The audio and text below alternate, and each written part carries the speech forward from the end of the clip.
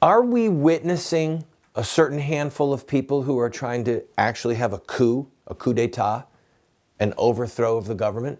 I mean, I ask you this simple question. Why do we even have elections? I'm Randall Terry. This is Voice of Resistance.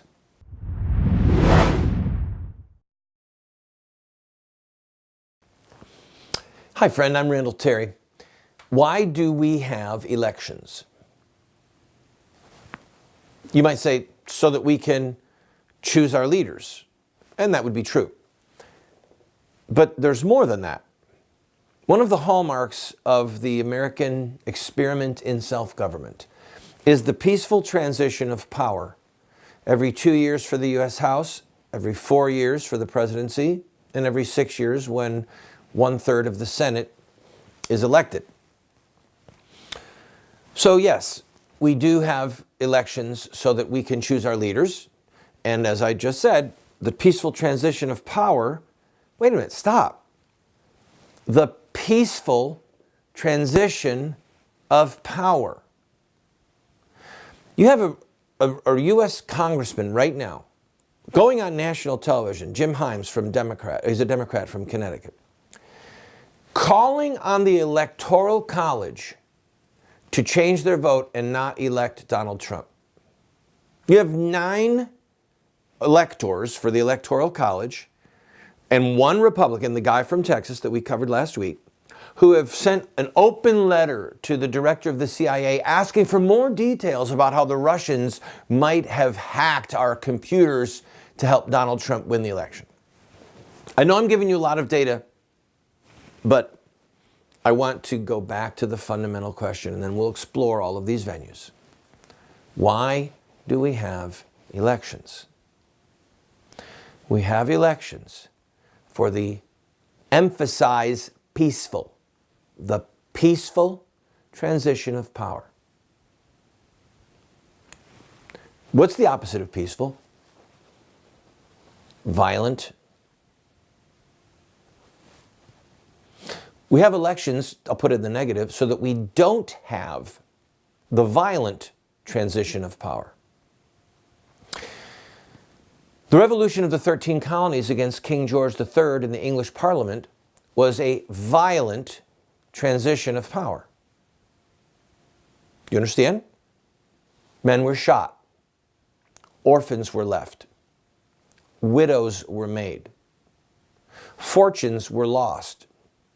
People were imprisoned. People were tarred and feathered. People were branded. It was a violent transition of power. Is that what we want? Because you can only have one or the other. You can only have the peaceful transition of power or the violent transition of power. And we have people right now who are opening the door to violence for the transition of power. How so, Randall? Well, the reason that we have elections, if I could put this in a very frightening, just truly frightening framework. The reason that we have elections is so that people like me aren't killed or exiled or imprisoned or tortured. That's why. Because I've run for office, I think 4 times, maybe 5. And in some of the races, done pretty well.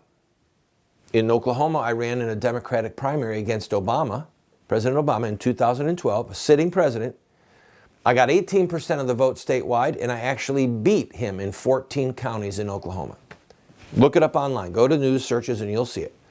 I beat a sitting president in 14 counties in the Democrat primary. I took the entire Oklahoma panhandle. Now, in a government where we don't have the peaceful transition of power, I would either be dead or in prison or exiled from the country. That's it. I'd have been captured, tortured. Who do you think you are trying to to bring down our president. If you don't have the ability to remove somebody peacefully from power, then everyone who tries to take him from power is viewed as a violent threat by definition, and therefore will be matched with violence.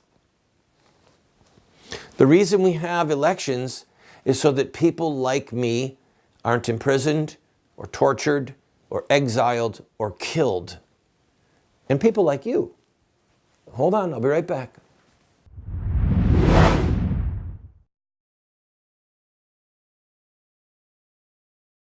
If you own a business and would like to advertise on our program, please contact us. We are currently seen on over 130 television stations from coast to coast. We air at 8 p.m. Eastern, and then all times are local. We have a lot of reach, friend, and this is an opportunity at a great price for you to get your product or your service in front of hundreds of thousands, maybe even millions of people. Also, if there's something that's important to you and you'd like to have a month where you just say thank you to this ministry or promote a certain ministry or a certain cause, contact us. Our rates are incredibly affordable. You'd be surprised. And you, again, can reach into hundreds of thousands, perhaps millions of homes. We're currently seen possibly in over 30 million homes. So give us a call, give us an email, and we'll put a commercial up for you.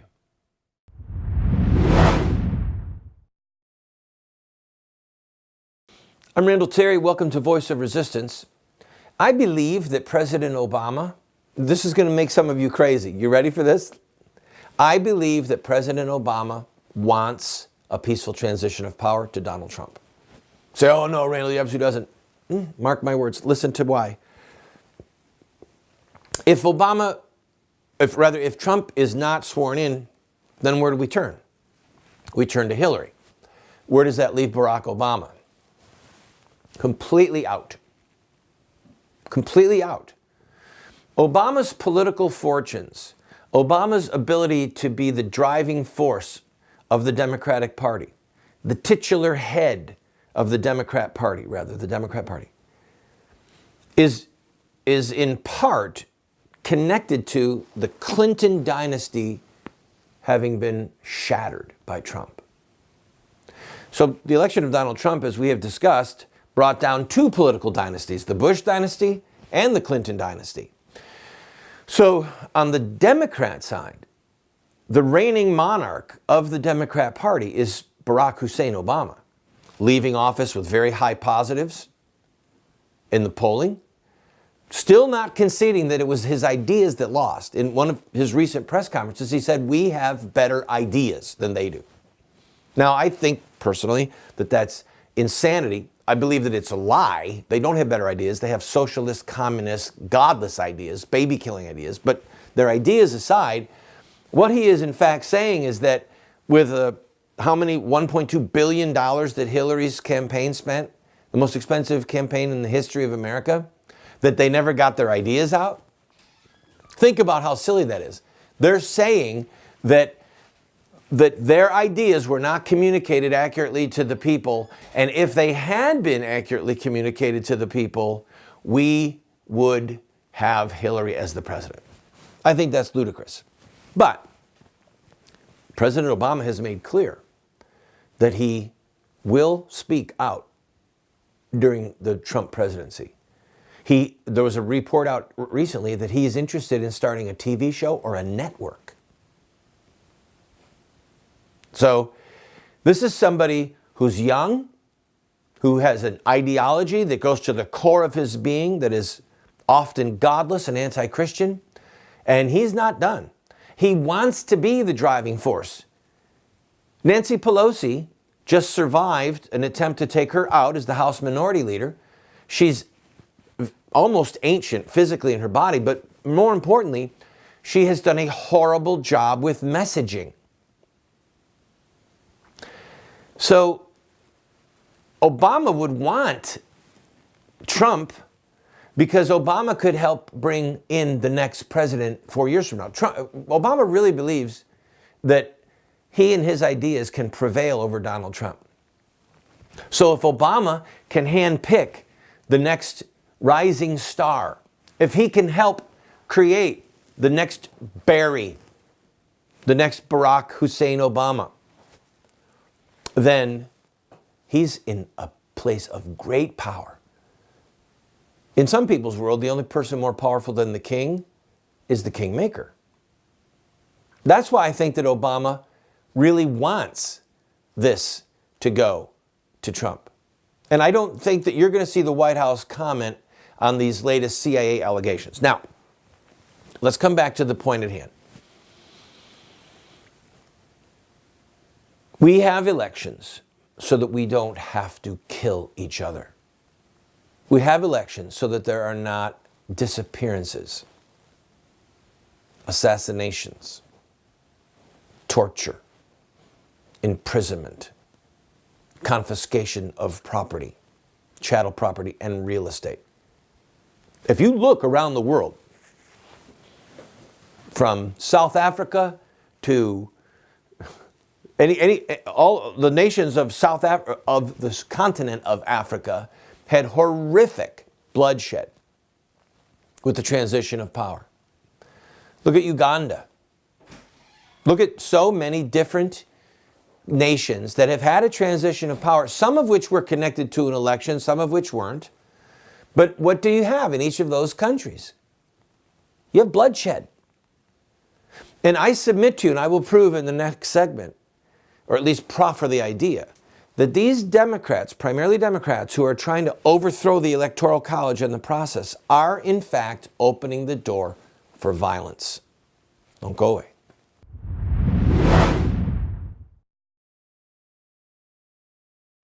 Friend, this program is supported by friends like you who believe in what we are doing. We run a very tight ship. Thankfully, we are on over 130 stations across the country, having tremendous impact. We get emails every day. We get letters in the mail, not every day, but almost every day. We hear from people who love what we're doing. What people don't understand is that it's sort of expensive to produce a television show like this. It doesn't require earth-shattering funds, but it does require financial help. So I am asking you, if you enjoy this program, throw us a $10 or a $20 bill every once in a while, or even a $50 or a $100 check. You see the address there on the screen.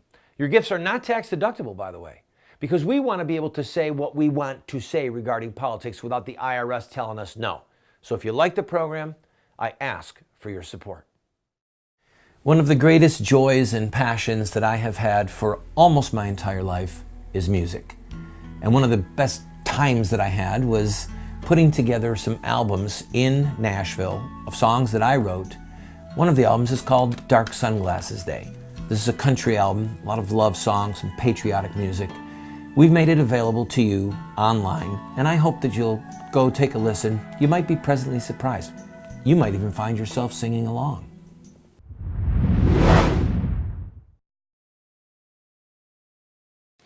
To the victor belong the spoils. If my memory is correct, that was President Andrew Jackson. And the concept behind it was that when a new administration comes in, he gets to appoint people where he wants them, at the heads of various departments, etc. So right now you've got President Obama who's trying to fill all these posts and do all these executive orders.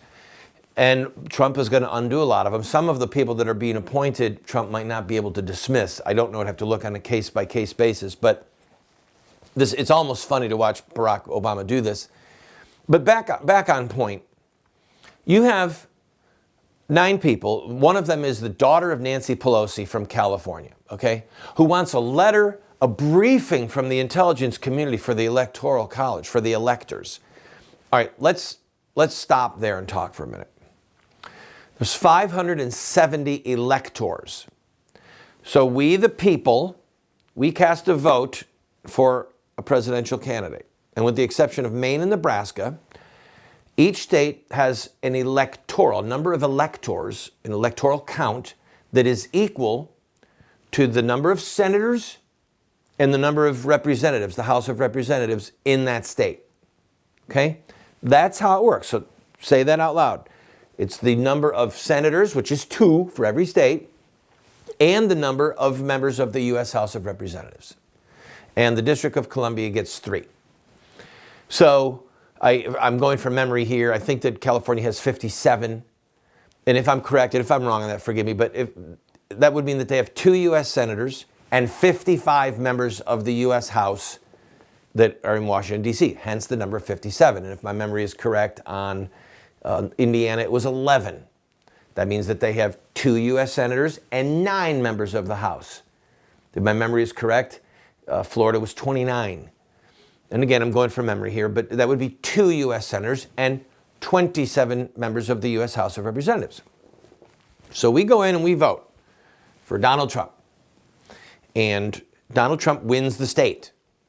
The rules are, with the exception of Maine and Nebraska, the rules are that those 29 electors now go and they meet together in December and they cast a formal vote, the Electoral College it's called. They cast a vote for the president based upon who they represent, the state they represent. So those 29 people from, from Florida would go and they would say they vote for Donald Trump. Now there's one foolish person in Texas, and I'm surprised they haven't talked about running him out of town on a rail. We'll see if any frontier justice or Texas justice finds this man. And by that I mean the state legislature there, the governor convening specifically to recall him. But most of the states and the parties of those states and or have rules that are delineated that when you go, you're gonna vote for who we elected. And for the states who don't have it, it's because no one could even conceive of not doing it. All right? No one could conceive, because if you are not going to vote for who the Electoral College elected or for who the people did, then what you're saying is that the vote of the people means nothing. And if the vote of the people means nothing, then where do we go from here? Peaceful transition of power? Violent transition of power? Those are your options. If you can think of another option, please write me. Put up our website on this. Is our website up there? All right. So if you can think of another option, peaceful transition of power, violent transition of power, I'm interested. So you've got 9 members of the Electoral College that are Democrats and 1 Republican, this guy from Texas, who sent this letter, an open letter, to the head of the CIA saying, we want to know more. We want you to brief us on how Russians may have worked with WikiLeaks and hacked DNC email accounts to help Donald Trump get elected. Now, first of all, please remember, they're not saying that Russia hacked the voting machines. There's no evidence of that. So people are trying to spin this like, we've got to look at Wisconsin. We've got to look at Michigan. We've got to look at Pennsylvania because the Russians may have in fact hacked those. No, stop. There's no evidence. And the judge who ruled, I think this morning maybe, but ruled that we are not going to have a recount in Pennsylvania. He said it bordered on the ludicrous or the insane or something. He mocked them and said, we're not going to have a recount. There is no evidence that anything was tampered with, and went through a list of reasons why by law he's got to reject it. So this is a scam. It's a scam. Did WikiLeaks leak stuff that hurt Hillary? Of course they did. Did NBC News leak stuff that hurt Donald Trump? Of course they did. Are things being stolen? Is there a lot of cruelty going on in communications? Yes. You know what though? It's still peaceful. Still a peaceful transition of power. Okay? So, we're at a place now where a carrier pigeon might be the most important means of communication. You know what I'm talking about? I'll tell you when I come back. Tweet, tweet, tweet, tweet. I want to invite you to go to our website. Almost every book that I have ever written is available as a PDF online for free. We have a ton of products, training materials, tools that are available for you for free. All we ask for is that you give us your email address. That's it. So that we can stay in touch with you. And yes, from time to time, ask you to support this work. So I'm inviting you, go to the website. Now, for those of you who say, well, I don't want a PDF, I want a real book. You can get one of my books. All you have to do is pay for shipping and handling and then give whatever gift you want. And if you can't afford anything, we'll send you the book for free. Just pay shipping and handling. Why are we doing all this? Because we want to change the direction of the country and we need to raise up a fresh generation of warriors to do that. That's why we have this tool. I invite you, go to the website, see for yourself. Does God judge nations? If so, why? What does his judgment look like? And is America under the judgment of God? I answer these questions and many others using the scriptures in my book called The Judgment of God. I encourage you to go to our website and download your own PDF and study the scriptures on the judgment of God.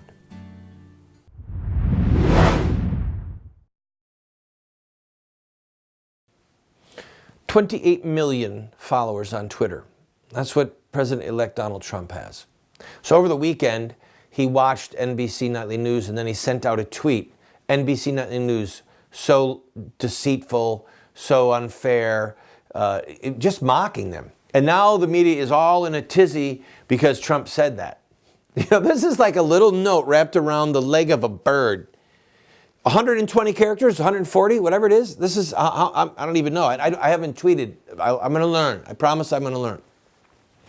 So Donald Trump, with all the national press against him combined, the New York Times, Washington Post, the three major networks, CNN, MSNBC, and countless other outlets, you know, they ganged up on Trump. And Trump, with his little tweet and his plane going into places, and his clarity of message and his agenda, crushed them all. Took on the Republican establishment in one, took on the Democrat establishment in one, and took on the fifth column, the fourth branch of government, as they're called, the media, and won. And now they're trying to steal the election. There's a U.S. congressman openly lobbying electors to abandon their ethical and legal duty to try and have a coup. What do they want? Do they want violence? Are they inviting violence? I'm asking. Think about this with me. Where does the violence come from? Where are the riots coming from right now? Not coming from Republicans. They're coming from Democrats.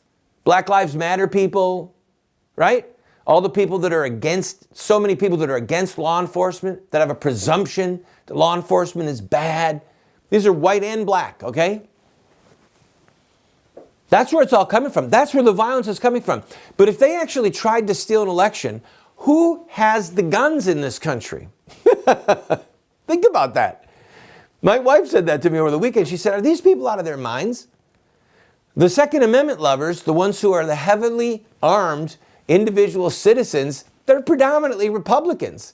And they're sitting back and they're just watching these people. I'm crying. I do better fix this. And I need cocoa and I need, chocolate therapy and pet therapy because Donald Trump won the election. Get over it. Now they're trying to steal the election.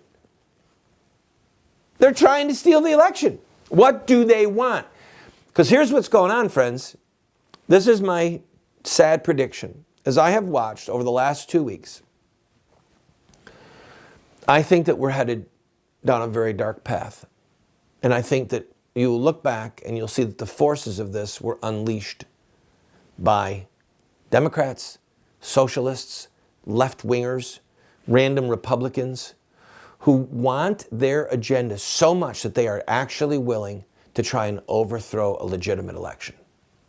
And if you're willing to be a banana republic and overthrow an election, like they've done in some Central American countries. From time to time, we've seen where an election happened, but then no, some coup happened and they overthrew the election. What does that do? You know what it does. It opens up the door for violence. Okay? And if we continue down this path, I predict bad things. I predict frightening things.